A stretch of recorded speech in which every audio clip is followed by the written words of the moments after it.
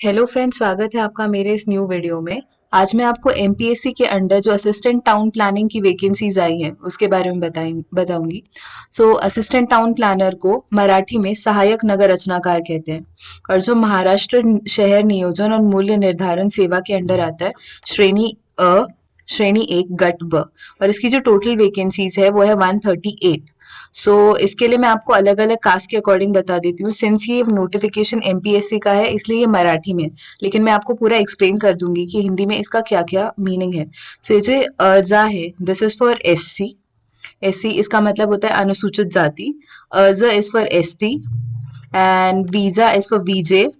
आप अपनी कास्ट के अकॉर्डिंग देख लीजिएगा। बज is for NT, NT B, and this is NT C भज क, and this is NTD Bhazada. Vimapra is for SBC. Vimapra is for SBC, and Adugha is for आर्थिक रीत्या दुर्बल, दैट इज ईडब्ल्यूएस वालों के लिए है। और ईमा व इज फॉर ओबीसी। ये ओबीसी के लिए है, और जो ये है ये ओपन के लिए है। तो टोटल अगर हम लोग सीट्स देखें तो यहाँ पे टोटल वैकेंसीज 138 है। इसमें सबके लिए मतलब नॉर्मल कैंडिडेट्स के लिए 90, स्पेशल रिजर्वेशन है फीमेल्स के लिए, दैट इज 41। और जो प्लेयर है नेशनल लेवल के उनके लिए है 7 वैकेंसीज, और ऑर्फन कोटा में 1 वैकेंसी है। तो आप ये पूरा देख सकते हो आपकी कास्ट के अकॉर्डिंग। मैंने जैसे एक्सप्लेन कर दिया उसके बाद आप पूरा देख लीजिएगा। फिर मैं आपको बताती हूँ कि आगे क्या क्या है। इसमें जो वैकेंसी, इसमें एक कंडीशन इंपॉर्टेंट है कि आप डोमिसाइल होने चाहिए महाराष्ट्र के, और आपके पास डोमिसाइल सर्टिफिकेट होना चाहिए। मेरे अकॉर्डिंग डोमिसाइल सर्टिफिकेट जब आप पर्टिकुलर स्टेट में 15 ईयर्स कंप्लीट कर लेते हो तो आपको मिल जाता है। और फीमेल कोटा के लिए आप अप्लाई कर सकते हो। और अगर आपको स्पोर्ट्स कोटा के थ्रू अप्लाई करना है तो आपको ये कंपल्शन है कि आप नेशनल लेवल पे खेला होना चाहिए, आपके पास उसका सर्टिफिकेट होना चाहिए, और वो सर्टिफिकेट आपने नेशनल लेवल की जो अथॉरिटी है उनको आपको सबमिट करना है वो सर्टिफिकेट। और उसके बाद आपको एक सर्टिफिकेट मिलेगा कि आप 5% कोटा जो है उसके लिए अप्लाई कर सकते हो। फिर मैं आपको बताती हूँ कि इसमें जो एज लिमिट है वो क्या क्या है। तो एज लिमिट जो कंसिडर किया है वो ओपन के लिए है 18 ईयर्स से 33 ईयर्स तक। Okay, minimum is 18 and maximum is 33। और वो आपका एज होना चाहिए ऑन 1 मई 2022, तब तक के लिए उन्होंने बताया हुआ है। और फिर जो अगर आप ईडब्ल्यूएस या फिर ओपन को बिलोंग करते हो या फिर किसी भी कास्ट को बिलोंग करते हो तो आपके लिए मैक्सिमम एज लिमिट इज 38।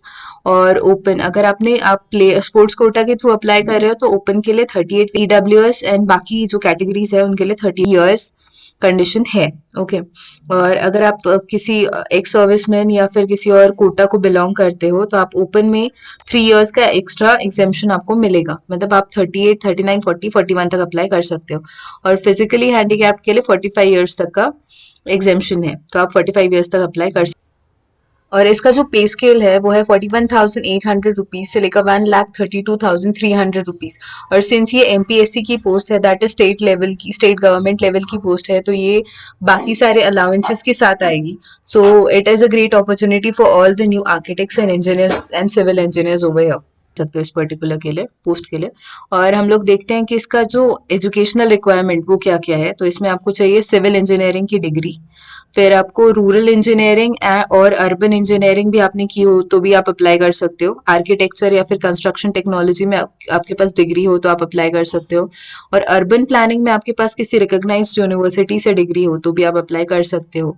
हाँ, अगर आप फाइनल ईयर के स्टूडेंट हो तो आप अप्लाई नहीं कर सकते हो, बिकॉज इनका ऐसा कंडीशन है कि आप जब यहाँ या फिर ये एडवर्टाइजमेंट आया है तब आपका एजुकेशन कंप्लीट हुआ होना चाहिए। और उसके बाद आपके पास कोई सर्टिफिकेट है इस particular civil and construction engineering and management में, आपने कहीं पे किया है इंजीनियरिंग उसमें कंप्लीट, तो आप इसके लिए अप्लाई कर सकते हो। फिर प्लानिंग और अर्बन एंड रीजनल प्लानिंग इसमें, और आर्किटेक्चर एंड रीजनल प्लानिंग, इन सभी पोस्ट के ये एजुकेशन आपने किया हो तो आप इसके लिए अप्लाई कर सकते हो। इसमें आपके पास डिग्री होनी चाहिए बस। तो मेन इंपॉर्टेंट अगर हम लोग एजुकेशन की बात करें तो सिविल इंजीनियरिंग एंड आर्किटेक्चर, इन दोनों फील्ड में से जो कैंडिडेट्स हैं वो अप्लाई कर सकते हैं इस पोस्ट के लिए। एंड द मेन पोस्ट जो है वेबसाइट है उसकी है mpsc.gov.in। इस पे आपको आपका एक अकाउंट ओपन करना पड़ेगा, रजिस्टर करना पड़ेगा सबसे पहले। फिर आपके जो वैकेंसीज है आपके एजुकेशन के अकॉर्डिंग वो आपको दिखा दी जाएंगी, और आप फिर उसके लिए अप्लाई कर सकते हो। फिर इसमें इन्होंने ऐसे बताया है कि एप्लीकेशन कितने आएंगे एग्जाम के लिए, उसके बेसिस पे कंसिडर किया जाएगा कि एग्जाम होगा या नहीं। यहाँ पे दिया हुआ है मराठी में दो, मैं एक्सप्लेन कर देती हूँ आपको कि अगर एग्जाम सपोज ये एप्लीकेशंस कम आए तो वो लोग सिर्फ इंटरव्यू लेंगे। मतलब जैसे 138 है वैकेंसीज, तो उसके बेसिस पे ऐसा कंसिडर किया जाता है कि उसके डबल ट्रिपल अगर एप्लीकेशंस आए तो वो लोग डायरेक्टली इंटरव्यू लेंगे। लेकिन सिंस महाराष्ट्र की पॉपुलेशन काफी है तो यहाँ पे ऐसे होगा कि लोग काफी ज्यादा अप्लाई करेंगे एज इट इज। तो जैसे लास्ट टाइम उन्होंने एग्जाम लिया था वैसे इस ईयर भी एग्जाम होने के चांसेस है। और तो एग्जाम होगा, उसके बाद आपको इंटरव्यू के लिए सिलेक्ट किया जाएगा, और उसके बाद इंटरव्यू के एज इट इज उन्होंने बताया कि उसके बाद 41% मार्क्स कंसिडर किए जाएंगे और फिर आपको कंसिडर किया जाएगा उस एग्जाम, मतलब आपको उस पोस्ट में लिया जाएगा। फिर जो डॉक्यूमेंट्स रिक्वायर्ड है वो इन्होंने बताया हुआ है कि एक तो आपका नेम, जो नेम का प्रूफ चाहिए उनको, वो एसएससी सर्टिफिकेट, आप 10th का क्वालिफिकेशन सर्टिफिकेट आप दे सकते हो और उसमें इन्होंने पीडीएफ की साइज भी मेंशन की है। फिर एज का सर्टिफिकेट आपको देना है कि आपकी एज क्या है। उसके लिए आप आधार कार्ड, पैन कार्ड कुछ भी दे सकते हो। फिर शैक्षणिक अर्हता इत्यादि पूरा, मतलब आपने कौन सी डिग्री आपने क्या कंप्लीट किया है उसका आपको देना है सर्टिफिकेट। फिर अगर आप किसी भी कास्ट को या किसी भी माइनॉरिटी कम्युनिटी को बिलोंग करते हो तो आपके पास उसका सर्टिफिकेट होना चाहिए। एससी, एसटी, ओबीसी, एसबीसी सबका सर्टिफिकेट आपको होना चाहिए। आपको ये पता होना चाहिए कि नॉन क्रीमी लेयर जो है उसमें उसका ये कंसिडरेशन है कि 8 लाख तक आपका इनकम होना चाहिए। फिर ईडब्ल्यूएस के लिए भी सिमिलर 8 लाख तक आपका इनकम होना चाहिए। फिर यहाँ पे दिया उन्होंने नॉन क्रीमी लेयर का सर्टिफिकेट भी आपको लाना है। फिर अगर आप PWD मतलब फिजिकली पर्सन विद डिसेबिलिटी को बिलोंग करते हैं तो भी आपको उसका सर्टिफिकेट लाना पड़ेगा कितना परसेंट डिसेबिलिटी है। फिर अगर आप एक्स सर्विसमैन हो तो उसका प्रूफ चाहिए। ऑर्फन कोटा से अप्लाई कर रहे हो तो उसका भी प्रूफ मांगा है उन्होंने। और अगर जैसे कि मैंने स्पोर्ट्स कोटा का बताया था कि आपको नेशनल लेवल के जो सर्टिफिकेट है उसका प्रूफ दिखाना पड़ेगा कि आप बिलोंग करते हो 5% के लिए एलिजिबल हो, वो दिखाना पड़ेगा नेशनल प्ले स्पोर्ट्स का। फिर आपको एसएससी सर्टिफिकेट में अगर आपने नाम चेंज किया है 10th के बाद तो उसका प्रूफ लगेगा। अगर फीमेल कोटा के लिए या फिर एक्स सर्विसमैन के लिए आपने अप्लाई किया है तो उसका भी आपका सर्टिफिकेट चाहिए। और आपके यहाँ पे आपके पास मराठी लैंग्वेज का आपके पास नॉलेज है, आपने मराठी में कभी एग्जाम दिया है, इसका प्रूफ देना पड़ेगा। इसके लिए आप 10th का सर्टिफिकेट दे सकते हो जिसमें आपका मराठी एज अ सब्जेक्ट दिया हो, या फिर 12th में अगर आपके पास मराठी एज अ सब्जेक्ट आपने लिया हो तो उसका भी आप प्रूफ दे सकते हो। और इनकेस आपके पास वो ना हो तो आप 2 years के बाद तब तक आप सप्लाई कर सकते हो वो। और यहाँ पे कि आपकी फैमिली छोटी है उसका भी सर्टिफिकेट आपको देना है कि आपकी family in case you are married और आपके मतलब 2 से ज़्यादा बच्चे नहीं है, इसका आपको प्रूफ देना पड़ेगा बिकॉज गवर्नमेंट सर्विस में अलाउड नहीं है इन केस। और इसके बाद आपको ये फॉर्म भरना है mpsc.online.gov.in पर।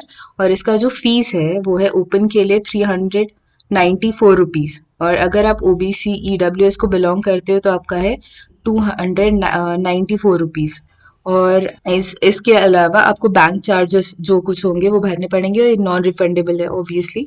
और जो फॉर्म है आपको फिल करना स्टार्ट करना है ऑन 31 जनवरी 2022 के 2 बजे से 2 PM के बाद से 21 फरवरी 2022 के 12 बजे तक। ओके, तो आप ये फॉर्म फिल कर सकते हो। तो आपको ये 31 से फिल करना स्टार्ट करना है। और ये कैसे प्रोसीजर है ये इन्होंने नीचे लिखा हुआ है। तो